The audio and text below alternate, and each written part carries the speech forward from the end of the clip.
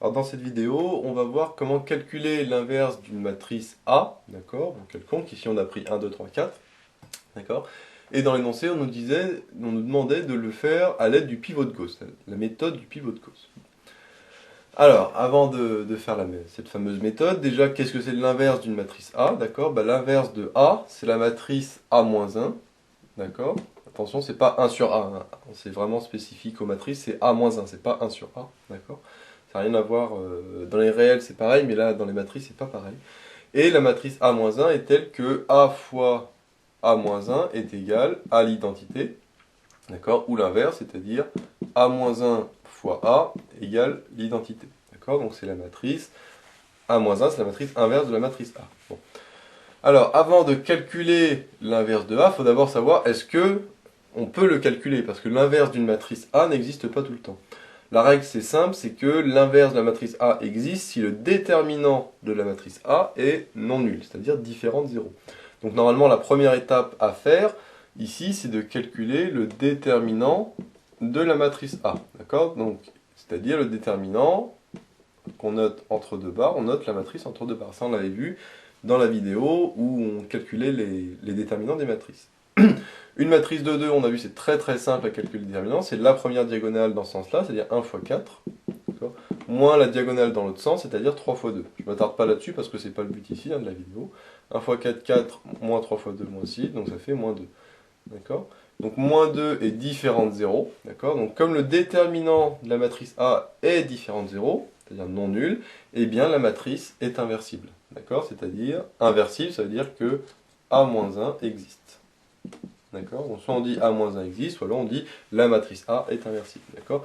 Donc comme A-1 existe, on va pouvoir calculer son inverse. D'accord? Parce que si vous commencez à partir dans la méthode du pivot de Gauss pour calculer l'inverse d'une matrice, mais que l'inverse de cette matrice n'existe pas, vous pouvez faire autant de passes que vous voulez, vous n'y arriverez jamais. D'accord?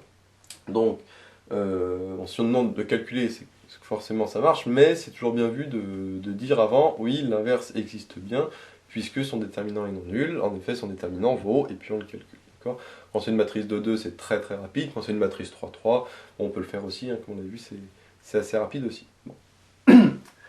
Alors, la méthode du pivot de Gauss, c'est cette méthode suivante, c'est-à-dire qu'on va écrire d'un côté la matrice, donc la matrice 1, 2, 3, 4, la matrice en question, et puis à côté, on va écrire la matrice identité. D'accord? Alors bien sûr, identité avec pour les matrices de 2, parce que la matrice identité, il y a pour les matrices de 2, 3, 3, 4, 4, 4, etc. Comme ici, A c'est une matrice de 2, forcément on va prendre l'identité des matrices de 2, c'est-à-dire 1 sur la diagonale et puis 0 ailleurs. Donc c'est la matrice 1, 0, 0. Bon.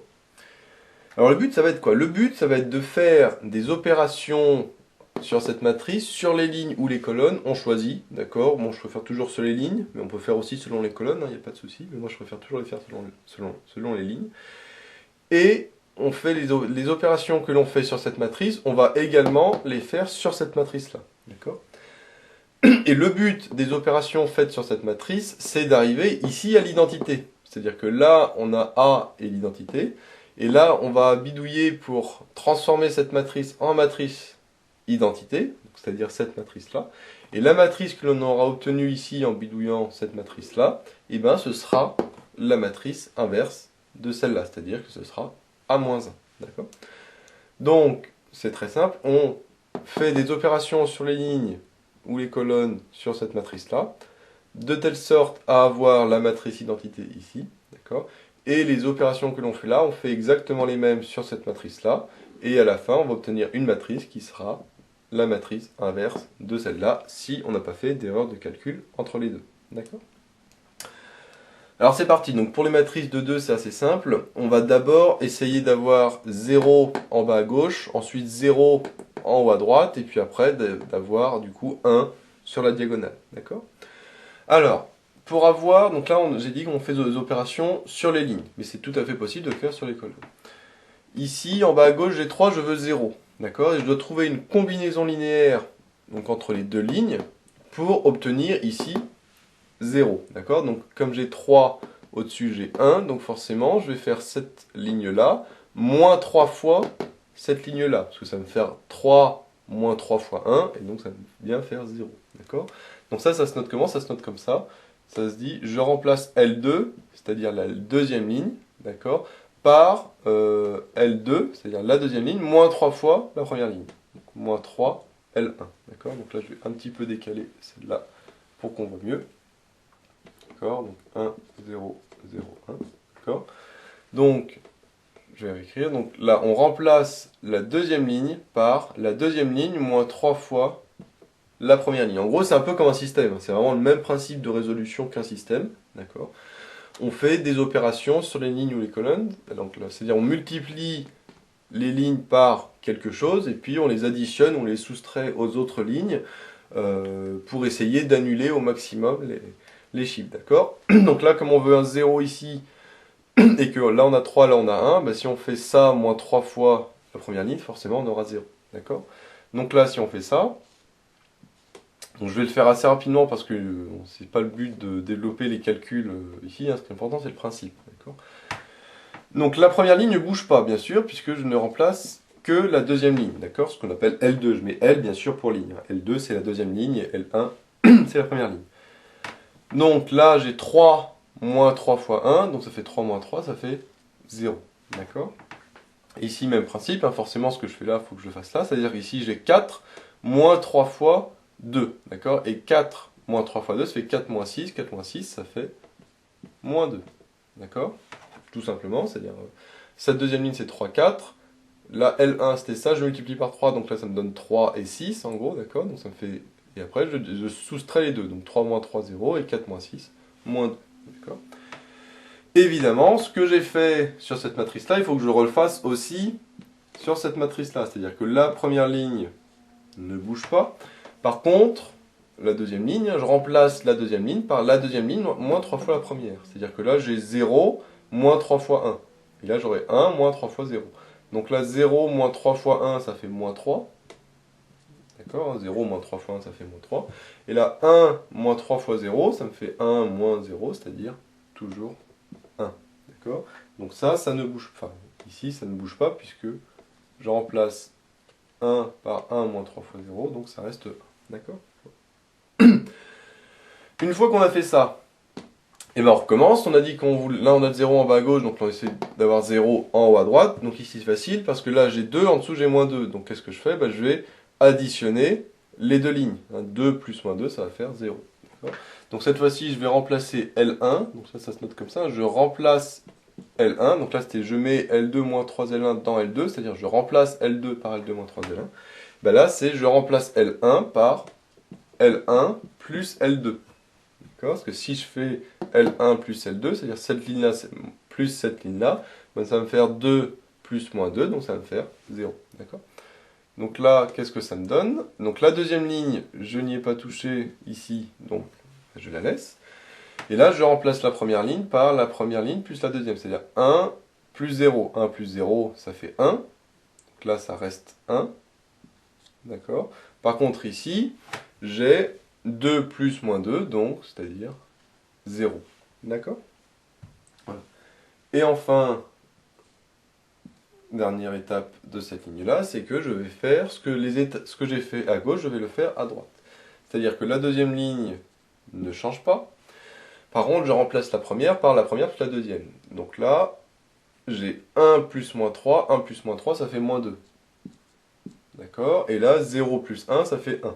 Donc, ici, j'ai 1. D'accord? Tout simplement, hein, si j'additionne les deux, hein, 1 plus moins 3, ça fait moins 2. Et 0 plus 1, ça fait 1, bien sûr. Et ces résultats, je les mets dans la première ligne, puisque c'est L1 que j'ai remplacé par L1 plus L2. D'accord? Bon. Et enfin, dernière étape, là j'ai mes zéros qui sont bien placés, j'ai plus qu'à avoir des 1 sur la diagonale. Par chance, on a déjà 1 en haut à gauche, donc je n'ai rien besoin de faire.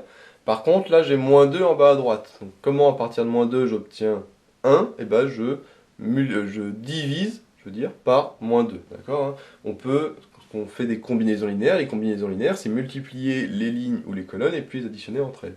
Donc là, je vais multiplier la deuxième ligne par moins 2, tout simplement. D'accord? Enfin, je vais diviser plutôt par moins 2. C'est-à-dire que je vais remplacer L2 par L2 sur, pardon pas moins 3, mais sur moins 2. D'accord? Donc ça qui est bien une combinaison linéaire de L1 et L2. D'accord? Donc la première ligne, je n'y touche pas, puisque c'est celle que je veux. D'accord? Parce que je rappelle, hein, nous on veut arriver à l'identité, c'est-à-dire à ça. D'accord? Donc la première ligne, 1, 0, c'est ce que je veux, je n'y touche pas. Par contre, la deuxième ligne, je veux 0, moins 2, enfin j'ai 0, moins 2, moi je veux 0, 1, donc forcément, si je divise celle-là par moins 2, j'obtiendrai ça. D'accord? Donc cette partie, L2, je remplace par L2 divisé par moins 2, c'est-à-dire 0 divisé par moins 2, donc ça reste 0, d'accord? Et moins 2 divisé par moins 2, ça fait 1. D'accord?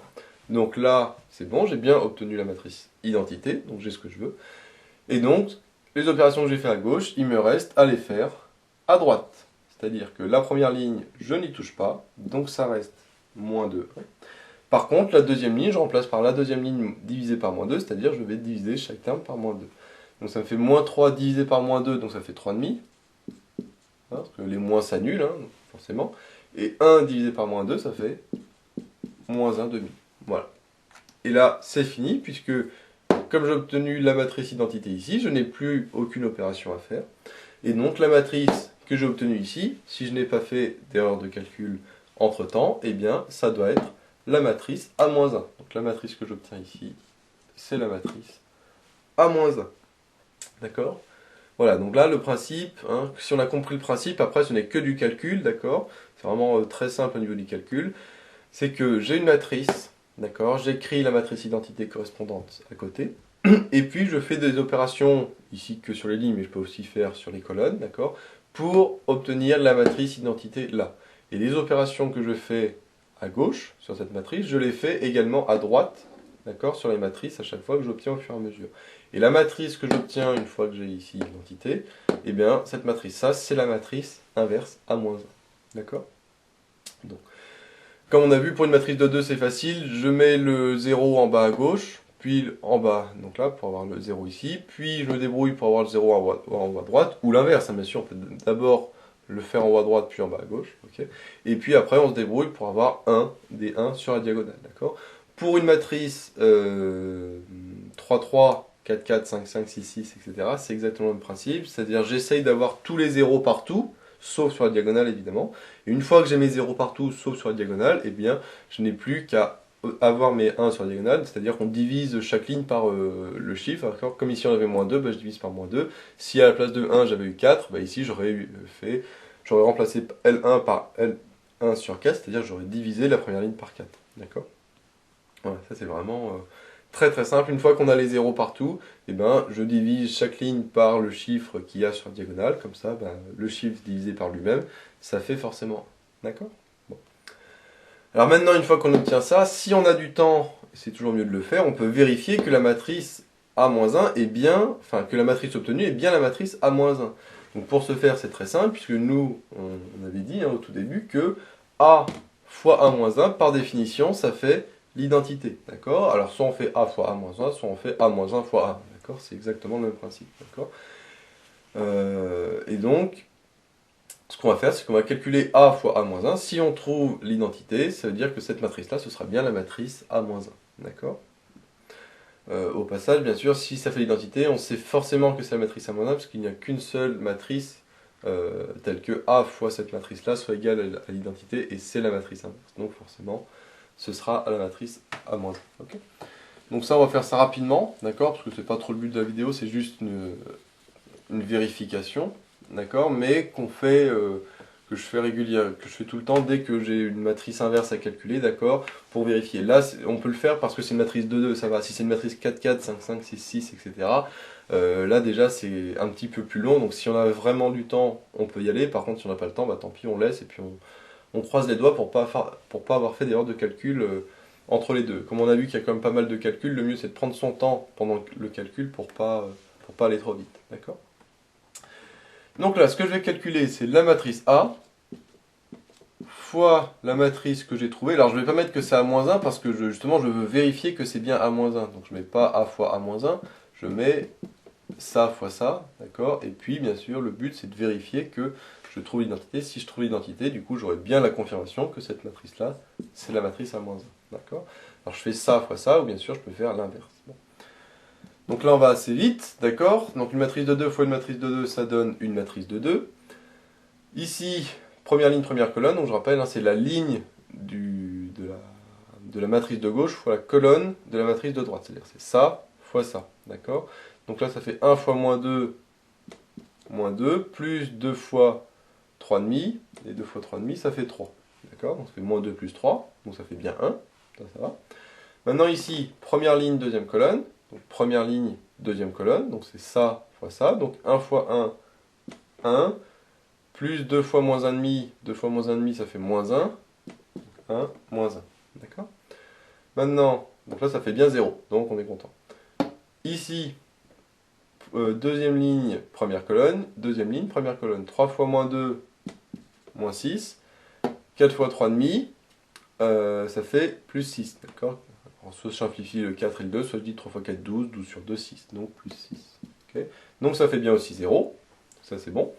Et enfin le dernier, deuxième ligne, deuxième colonne, deuxième ligne, deuxième colonne. Donc 3 fois 1, 3, plus 4 fois moins 1,5, 4 fois moins 1,5, ça fait moins 2. Donc 3, moins 2, et 3 moins 2, ça fait bien 1. Hein. Moins 2 plus 3, ça fait 1, 1 moins 1, 0, moins 6 plus 6, 0, 3 moins 2, 1.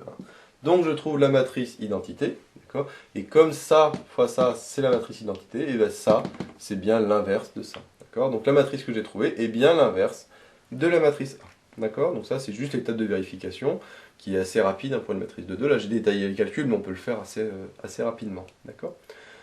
Donc comme on le voit, si on a compris le principe de je prends la matrice, je fais des opérations sur les lignes ou les colonnes pour obtenir la matrice identité, d'accord? Et d'un autre côté, je prends ma matrice identité, les opérations que je fais, je les fais aussi sur cette matrice-là, d'accord? Et la matrice que j'obtiens au bout est normalement ma matrice inverse si je n'ai pas fait d'erreur de calcul. Donc pour savoir, eh ben, il n'y a plus qu'à vérifier en calculant la matrice fois ça et trouver qu'on a bien l'identité.